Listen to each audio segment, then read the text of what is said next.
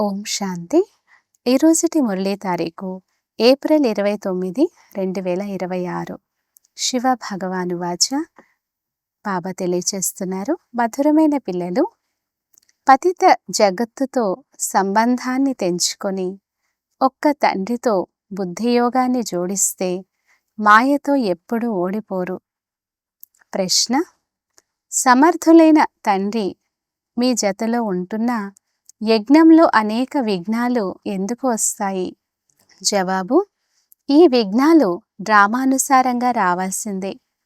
ఎందుకంటే యజ్ఞంలో అసురుల విఘ్నాలు వచ్చినప్పుడే పాపపు కుండలు నిండుతాయి.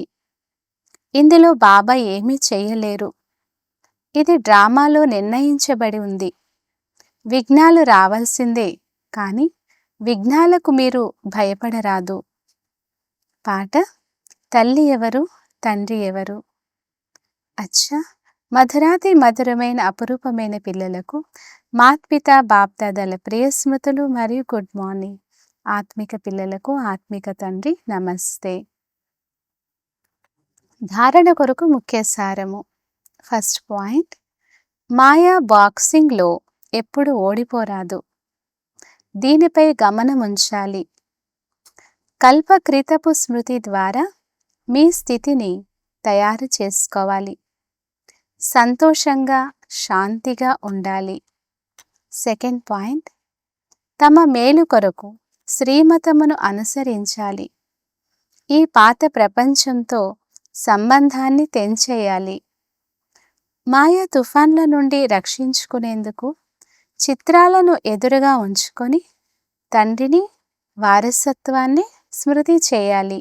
వరదానము: మననం ద్వారా తండ్రి ప్రాపర్టీని అనగా ఆస్తిని మీ ప్రాపర్టీగా చేసుకునే దివ్య బుద్ధివాన్ భవ. తండ్రి ద్వారా ఏ ఖజానా లభిస్తుందో దానిని మననం చేసినట్లయితే లోపల ఇమిడిపోతూ ఉంటుంది. ఆస్తి అయితే అందరికీ ఒకే విధంగా లభించింది. కానీ ఎవరైతే మననం చేసి దానిని తమదిగా చేసుకుంటారో వారికి దాని నశ మరియు సంతోషం ఉంటుంది. అందువలన స్వయాన్ని నూరితే అనగా చింతన చేస్తే నశ ఎక్కుతుంది అని అంటారు. ఎవరైతే మననం యొక్క మస్తీలో సదా మస్త్ అయి ఉంటారో వారికి ప్రపంచంలోని ఏ వస్తువు, ఏ చిక్కు ఆకర్షించలేదు. వారికి దివ్య బుద్ధి యొక్క వరదానము స్వతహాగా లభిస్తుంది. స్లోగన్: మానసిక చిక్కులను సమాప్తం చేసేందుకు నిర్ణయ శక్తిని పెంచండి. అవ్యక్త సూచన: మహాన్గా అయ్యేందుకు మధురత మరియు నమ్రత గుణాలను ధారణ చేయండి. మేము సదా వంగుతూనే ఉంటాము, కానీ మాకు ఏ గౌరవము లేదు అని అనుకోకండి. ఎవరు వంగరో, అసత్యం చెప్తారో వారికే గౌరవం ఉంటుంది అని అనుకోకండి.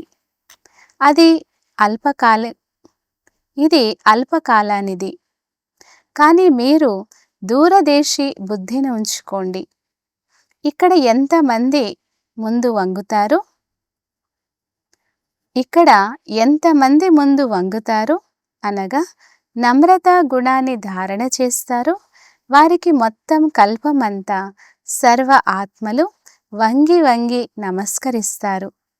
సత్య త్రేతాయుగాలలో రాజుకు గౌరవం ఇచ్చేందుకు తలతో కాదు, కానీ మనస్సుతో వంగుతారు.